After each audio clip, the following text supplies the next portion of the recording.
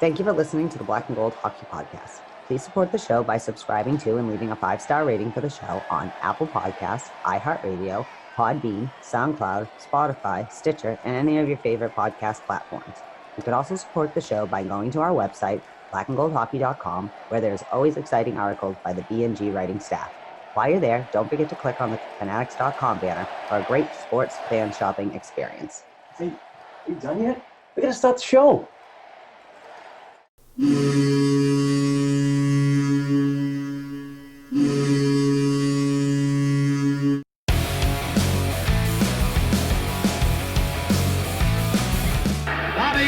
Behind the net, the Sanderson, Orr! Bobby Orr! Scores for the Boston Bruins! 30 seconds left in the period. The Bruins are shorthanded. Ray Bourque from the face-off circle to the right of Reggie Whitman. Fired it down, and Whitmore blew it. Did he ever? To Bergeron on the drive, save, rebound, he's loose. Sagan kicks him loose. Bergeron scores!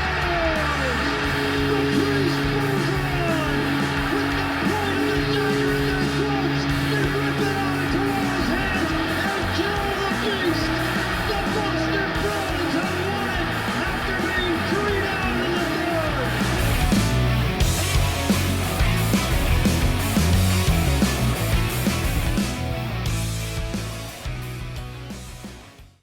Hey, Bruins fans, welcome back to the Black and Gold Hockey Podcast. This is episode 208, brought to you by betonline.ag. Please go to betonline.ag and use code CLNS50. Kind of a quick podcast today. We are -2. Matt Barry it's the holidays, so he's out shopping and getting ready for the big day on Friday. And Heather, our other co-host, is not feeling good today, so we just kind of let those two do their thing, but the show must go on. But I thought this would be a good opportunity to bring on a very special guest. But before we get to this gentleman, I do want to talk about show sponsor betonline.ag. NFL football continues this week, which has a few surprise teams at the top of the standings, and you might not be at the game this year, but you can still be in on the action at betonline.ag. No matter how schedules change or players that play, betonline.ag is going the extra mile to make sure you get in on every game this season with the fastest updated odds in the industry. Head over to betonline.ag today and take advantage of all the great mid-season bonuses, offers, and contests. And please don't forget to use promo code CLNS50. That's CLNS50. betonline.ag, your online wagering experts. So as I said to begin that whole spiel, we do have a very special guest on today. His name is Jon Duncan. He's a new colleague at the Black and Gold Productions sports media company, and he's going to be taking on over the whole YouTube thing. So we are doing YouTube for the podcast here at Black and Gold Pod, but Jon's going to be taking over that side of our production area. So, and he's a good podcaster. I've watched several hours of him and live streams and so on. But regardless of all that, welcome to the team, Jon Duncan. Glad to have you. Thank you so much for having me. I'm really, really happy to get started and to be here, and super excited to get everything started on YouTube. I've been doing YouTube for a while, kind of with my own thing, but now doing a Bruins show and having a Bruins focused channel is going to be really, really fun. And I cannot wait to really get into it and start producing some great content. Yeah. And if you're on Twitter, please follow Jon. His main account is at Off the Wall Hawk. It's supposed to be hockey at the end, but we dropped the KEY because other characters, right? Yeah, ran out of room there, so it's just Off the Wall Hawk on Twitter. And you can also follow him and subscribe to his awesome YouTube channel, Off the Wall Hockey, like I said, on youtube.com. So there is some big news today. The NHL is coming back. It's officially coming back on the 13th. Real quick, let's get your thoughts. Are you excited?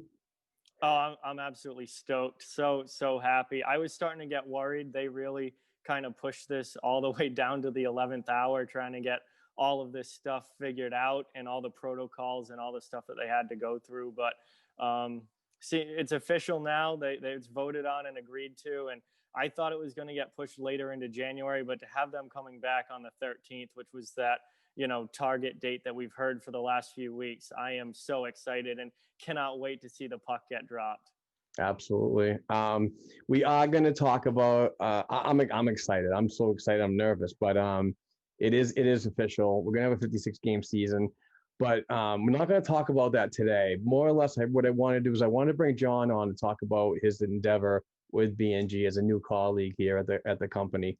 And so we're going to gather our information over the week, try to get everything dialed in. And then next week, when we get the trio back, when Heather and Matt join me, we'll talk about what's going to be going on forward, the schedule and stuff. And hopefully the schedule is released by then. So it should be all set to go. But I really wanted to talk about this new project that we're doing. So let's start off with a couple of questions.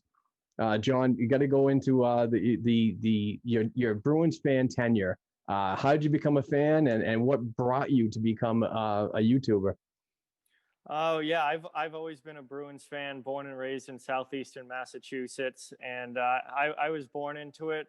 My dad is a huge hockey fan. His father, my grandfather's a huge hockey fan. So, my family's just been Bruins fans forever, and ever since I knew what sports were and was old enough to understand hockey, I was watching it, I was playing it, and I've been a Bruins fan my whole life. And the whole YouTube thing started my senior year of college. It was 2017, and I had just been on YouTube over the course of that summer. I had seen some other guys on there, some other channels, and just thought that was really cool how, you think of sports media and you think about the guys on TV and the guys at 98.5 and everyone on the radio, and you think of these like corporate positions, but then there's this whole other side of it where it's just people at home and people who don't have those full-time paid jobs, but they get to put their voices out there and they get to,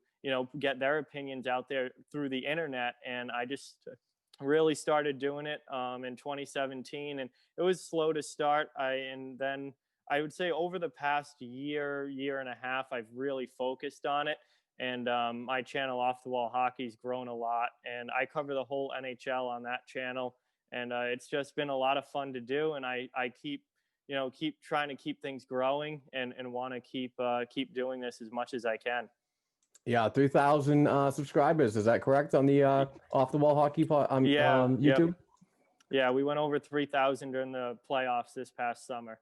That's awesome. Congratulations on that, by the way.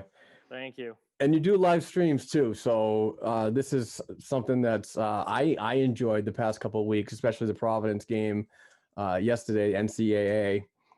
Who did they play? I keep forgetting who they played. Northeastern. That's right, Northeastern. But that was a lot of fun. You get a lot of interaction on the live chat. A lot of good people in there asking some really good questions. Definitely go to the YouTube channel, Off the Wall Hockey, and subscribe and give them a thumbs up. Like he always says, it helps, and it does. It's the algorithm, right? Yeah, it's the way the algorithm works. If you get engagement on your videos, then YouTube's going to show it to a whole lot more people and a whole new audience, and that's how the channel really grows, and you start to see things blow up and get a whole new audience each and every week that more and more people watching. Speaking of the YouTube channel, so on the BNG production side, Yes. Let's talk about that. Where can we follow the podcast, the YouTube account on Twitter, and where can we follow on YouTube itself? Yeah, Black and Gold Weekly. It's a show that I'm starting up here with Black and Gold Productions. On YouTube, it's just Black and Gold Weekly. We've got about 40 subscribers right now and haven't even dropped the first show yet. So obviously hoping that number continues to rise as we get into doing these shows and getting them out there each and every week. And on Twitter, it is at BNG Weekly. Obviously Twitter handle shorter, easier just to do BNG, but been pretty active on Twitter as much as I can be with that as well. So we're really kind of ramping up here, getting ready to get the first show off the ground, and build a little bit of an audience before we drop the first show. And then once that first show goes, I think we're going to be looking at some people that are really, really happy that we got this underway. Absolutely. Very excited for it. And what's the mission of the show? I know we talked about it, but I want to get the listeners and potential future subscribers and viewers an idea of what you're going to cover. Are you going to have guests? How long the program is going to be? Just fill us in with some stuff like that. Yeah, my idea for the show right now is to be like a once a week, just biggest Bruins topics of that week, whatever, the biggest Bruins news, opinions, how they're playing, certain players, prospects playing well, things like that, all strictly Boston Bruins focused, and just bring that each and every week. And I do plan on having guests on as much as possible. I don't currently have anyone, I think, to full-time co-host with me, but I'm going to try and have at least one guest on for as many shows as I possibly can. I've already got a couple buddies of mine that I know who are very good at doing this kind of stuff, and they follow the Bruins very closely, just as much as I do. So I'm thinking about having them on at the beginning, and I'm trying to expand the guest pool as we get into more and more episodes of the show as well.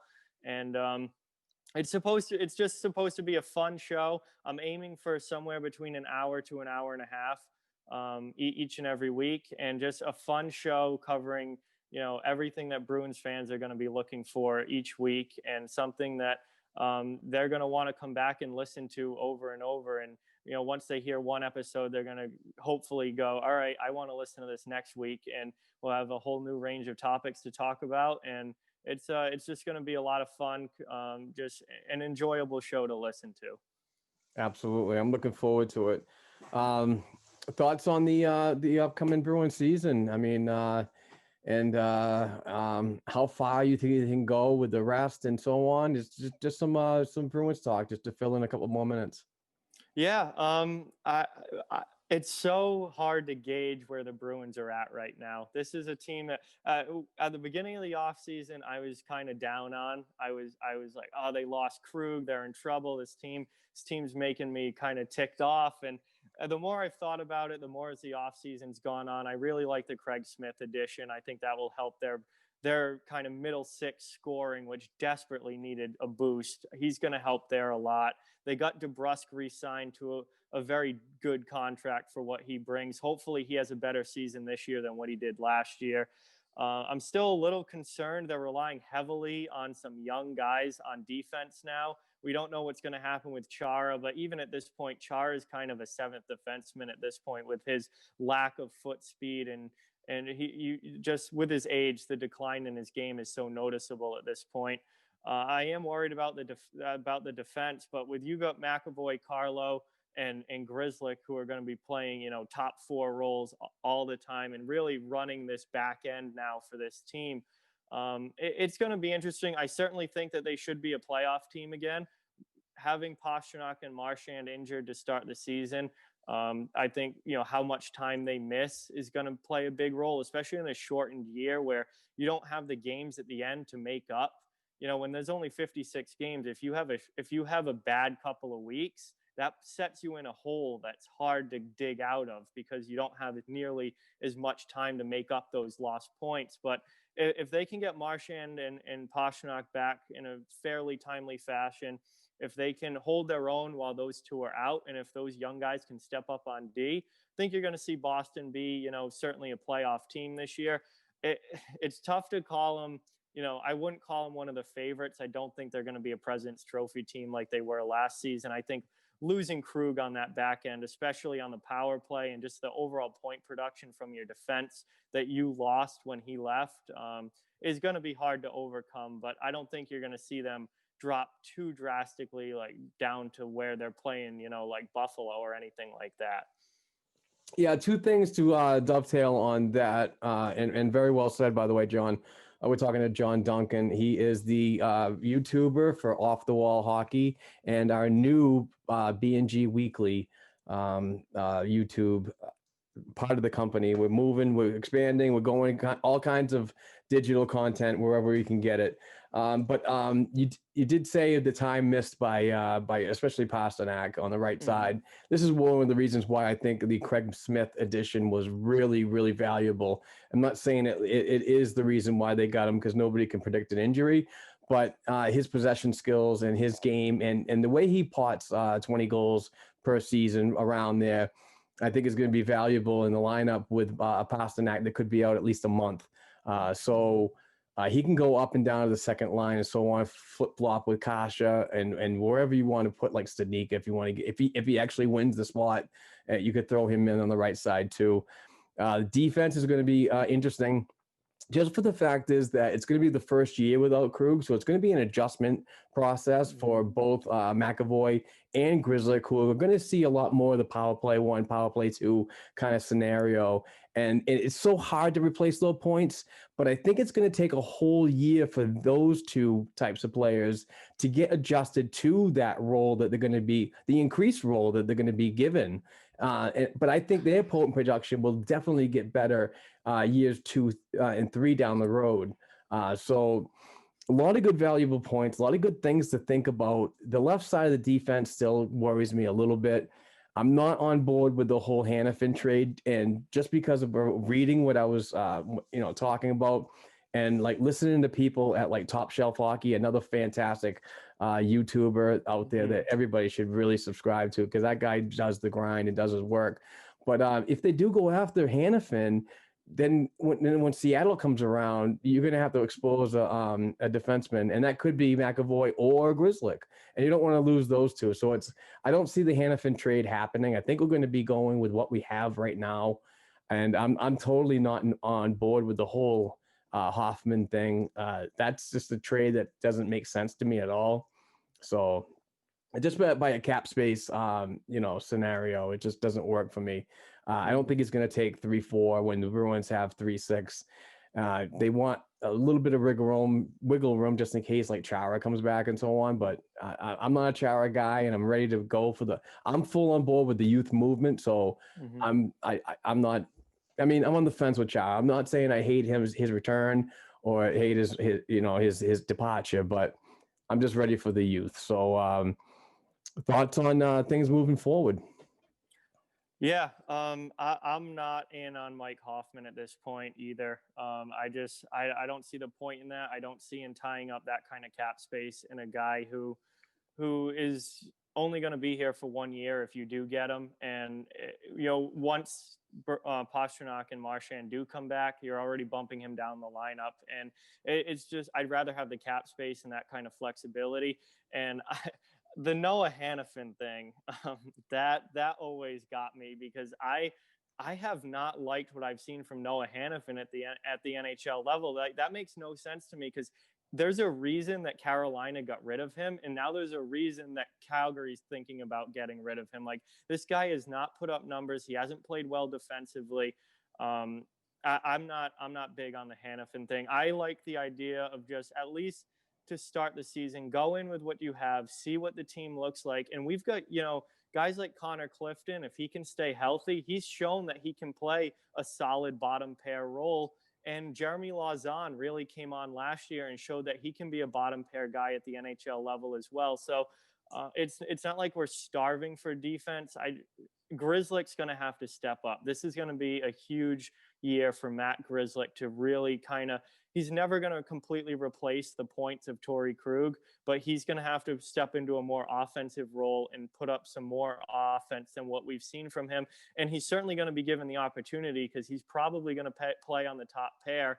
And, he's been a guy who's been kind of buried on that third pair for the last few years behind Krug and Chara on that left side. So it's a big year for Grzelcyk. I'd like to see them kind of just go in with what they've got and see what it looks like. And if you have to make a trade, a few weeks, a month into the season, you can start, calling other GMs, and you can get on the phone and see if you can put something together. Yeah, and even if they don't bring back Chara and they still kind of stay away from Hoffman and they keep it at 3.6 million, that's not a bad little wiggle room, as you said, moving into the trade deadline. I don't have the dates right now, but we'll get all that information on the next show on episode 209 when we get the trio back together. But when you talk about Grzelcyk, I like his mobility. I like the way he can move and quarterback the puck, and he's solid on the half wall too when he gets the opportunity to be on the man advantage. But you're not gonna. You're right. You're absolutely right. You're not gonna replace anything that Torrey Crew did with a 60 or 70 points. It's gonna be such a huge adjustment, like I said earlier. But yeah, it's gonna be big for him moving forward.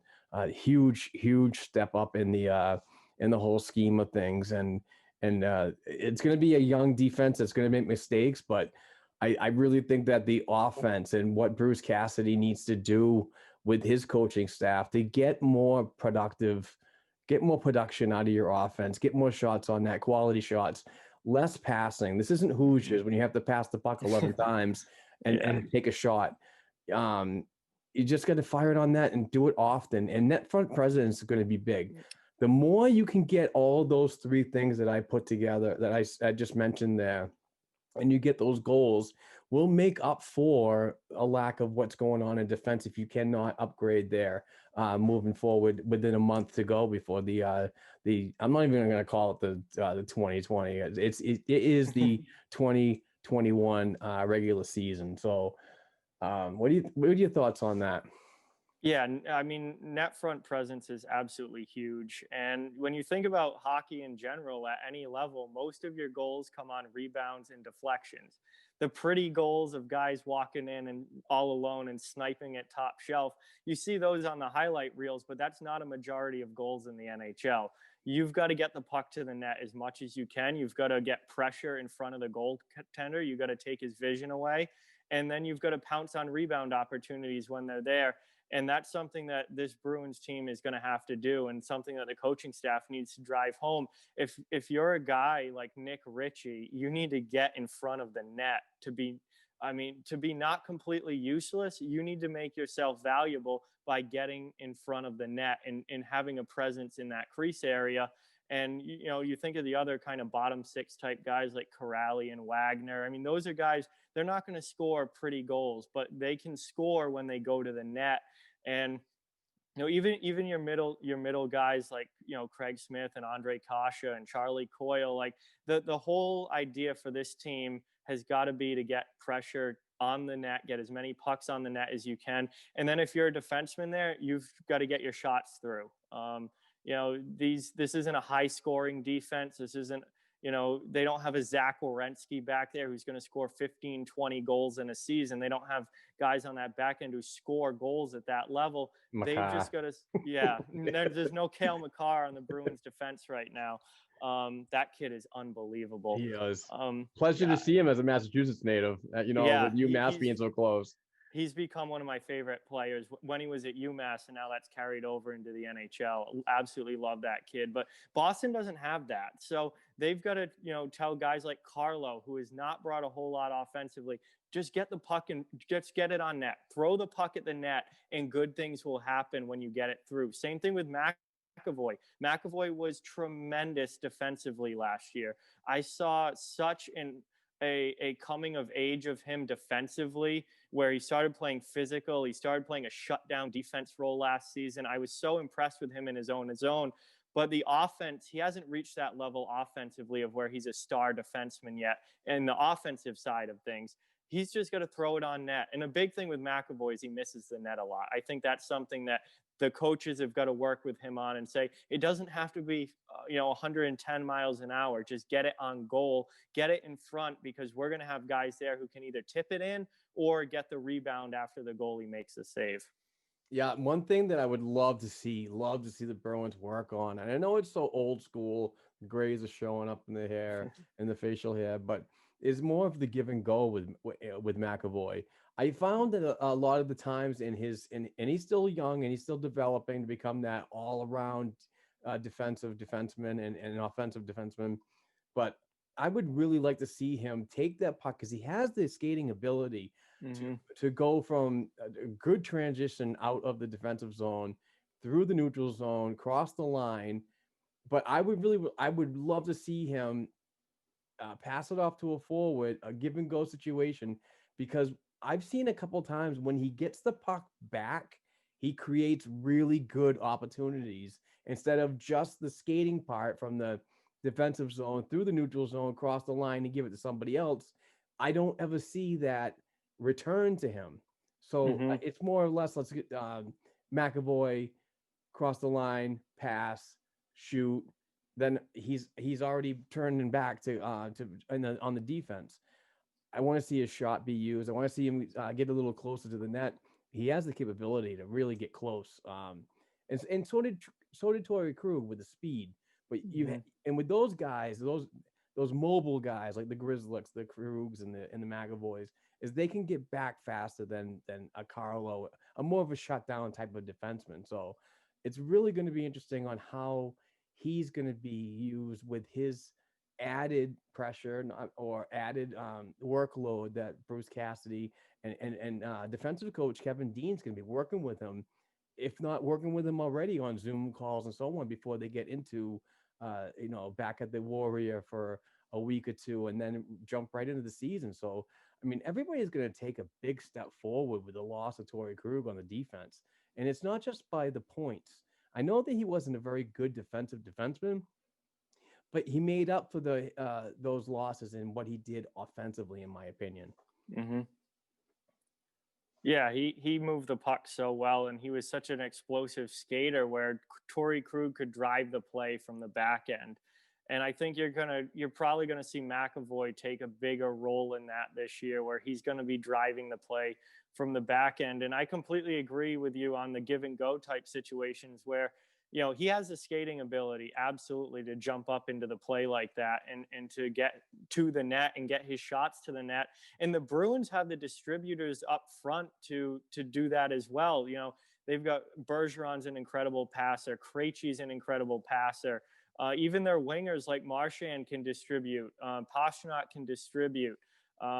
Charlie Coyle is a guy who's pretty good with the puck on his stick. Like, they have guys who can make those kinds of plays and take that puck and off from McAvoy and then end up getting it through traffic right back to him. And you could see some explosive plays in the offensive zone there from that kind of play from McAvoy. So I definitely am looking for him to kind of take a big step offensively this season. I want to see more from Carlo offensively. He's been so good in his own zone, and he's your prototypical shutdown defender at this point, and he's incredibly good at it. I think he's one of the most underrated defensive guys in the league. But I think he has the ability, and he's good enough, and he's still young enough to where he's still developing, that he can kind of he's never going to be a big point producer. You're never going to see Brandon Carlo scoring 45, 50 points in a season, but I think he can give you 25 to 30. And I want to, see him start to develop that offensive game a little bit more as well. Shifting to the forward, the top 12, what are your thoughts about some of these players that we've seen and obviously sparked a little speculation about numbers? Jack Studnicka changed his number from 63 to 23. Trent Frederick now has an 11, which was former, PJ Axelson. Big shoes to fill there. But what are your thoughts on like a player like Trent Frederick beating out a Par Lindholm for a roster spot? Or, and this is just a shot in the dark, but like a guy like Jack Studnicka, who's probably been working really hard during this pandemic time, this downtime, and ready to come in and really prove that he belongs in the NHL. Because as a credentialed media writer myself, and opportunities to be at development camp and so on, you can tell this kid is really driven to make the next step. And we've seen the small sample size in the games that he's been given, whether playoffs or regular season, post or pre-pandemic. He's got the tools to be an NHL player, in my opinion. Whether you say that he could use a little bit of seasoning in the AHL one more year, that's up to you. But I think he's ready. But I think he could really seriously challenge a player like Andre Kasha on that right side, and possibly kind of those guys will split a little bit of time. And if Studnicka actually wins a spot, would make Kasha very expendable in a trade, either the beginning of the season or at the trade deadline. But your thoughts on some of these guys that are coming? They're on the threshold of getting to the NHL and possibly staying there. Guys like Trent Frederick, guys like Zach Senyshyn, and guys like Jack Studnicka. Do you think that they have an opportunity? Jakub Zboril, if you want to talk about the defense a little bit. What are your expectations about some of these guys, and do you think they can lock up a roster spot? I think they're going to be given every opportunity to. I know that it's obviously a very different situation as far as training camp goes this year. It's going to be a much shorter camp. No preseason games. That's normally when these guys really get a chance to shine and steal that spot. But a guy like Studnicka, I look at as ready. I think Studnicka should get a chance and should certainly, be a guy looked at for a regular NHL job, because I saw him a lot last year in the AHL before the pandemic hit. And he's one of those guys, when you watch guys down in the minors, you can kind of tell who stands out talent wise, and you can look at him and go, that guy's an NHL player, and look at someone else and go, they're probably a career AHLer. Studnicka stood out offensively. He was the most talented guy offensively on the Providence Bruins last year. And I really like him. I think he's the Bruins' best overall prospect. As far as a player goes, you can make a case Vladar's got a good shot in goal with the way he played last season. But as far as a player goes, I think Studnicka is the best prospect they have. And I'd love to see him on the right side this year in a top 9 role somewhere and really get a look. And I think Frederick could be a fourth liner. I don't know if Frederick's ever going to have the offense to play higher than that at the NHL level. I just what I've seen from him offensively, that I just don't know if it's NHL level offense. I think you're going to be looking at more of a fourth line guy with him, but he's so physical and he's not afraid to mix it up. He can drop the gloves.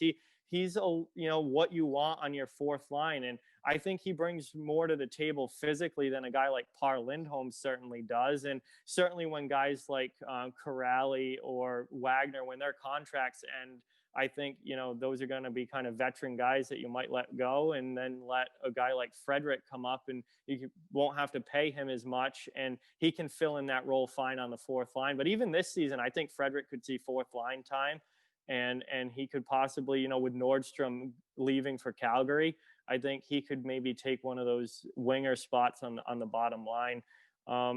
Zboril, I've personally never been a huge fan of Zboril.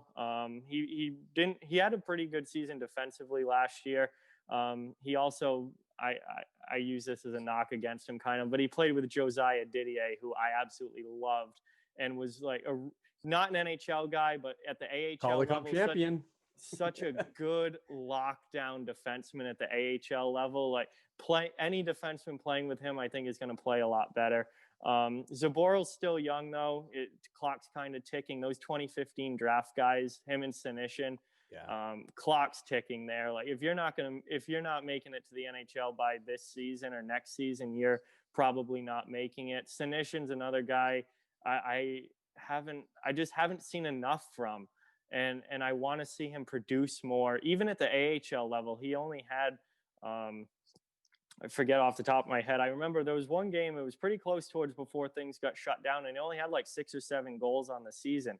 And I'm like, this guy was a first-round draft pick, and he's only scoring 7 goals in the AHL. Like that's not a good look when you're trying to make the NHL roster as an offensive scoring player. So some of them I'm higher on than others. I think Studnicka really stands out to me as their most talented young guy that they have. And I'd love to see him playing a regular shift in the NHL this season. Absolutely. Well, John, listen, we've gone past the half an hour mark right now. And you got to people, YouTubers, the audio listeners, you got to follow this guy. He really knows his stuff and he's really passionate about the sport. Go to Off the Wall Hockey, at youtube.com, subscribe to that I keep calling it a podcast. The YouTube channel, please do this. I mean, he's very, very good at what he does. And we are so happy as the Black and Gold production sports media company to have him aboard and taking the reins of an official BNG YouTube channel for us. So, John, welcome aboard. Thank you for coming aboard the podcast today. I know it was kind of 11th hour planning, but I'm so happy you made it. And you come in swinging with the background, man. You scored some major points with that. Oh, thank you so much for having me. I'm really glad to be on. I'm really glad to be a part of the Black and Gold Productions team here, and just can't wait to get this show off the ground. And yeah, you always got to have the branding ready to go. So had the logo ready for the background, and this show is going to be something that I think a lot of people are going to like, and it's going to be really, really fun. So cannot wait to get that first episode done. And I'm really, really happy to be a part of the team here and just to get started. Yeah, we're super stoked to have you, brother. And yeah, again, follow, subscribe, do whatever you gotta do. He's just going to be a solid addition to this team, and I'm really looking forward to this expansion into a different area of digital media. So please go to patreon.com/Black and Gold Hockey Podcast. Donate $1, like my friend John did yesterday. I really appreciate that. And he's going to be eligible to win some really good prizes. Bruins hand-signed jerseys from former players and current players. We have a ton of stuff from it's all Bruins related, but it's Fanatics, T-shirts, plain jerseys, a ton of really good stuff. Boston Pride stuff.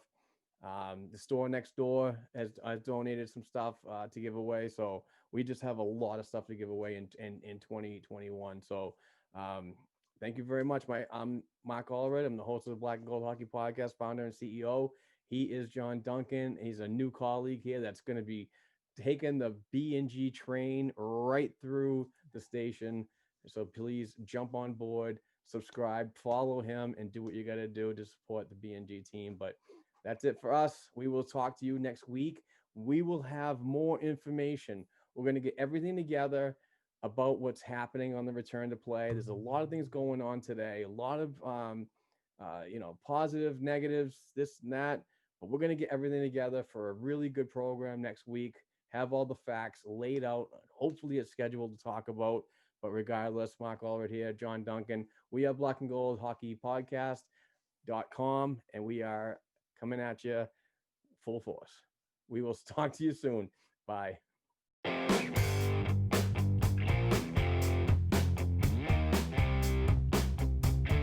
Thanks again for listening to and supporting the Black and Gold Hockey Podcast. Please share the show with your friends and family, and don't forget to subscribe to and leave a 5-star rating for the show on your favorite podcast platforms such as Apple Podcasts, iHeartRadio, Spotify, and SoundCloud. Between shows, help us keep the Bruins talk going by visiting our website, blackandgoldhockey.com, by sending an email to blackandgoldhockeyblog@gmail.com, and by following the show on Twitter @blackandgoldpod. Peace out.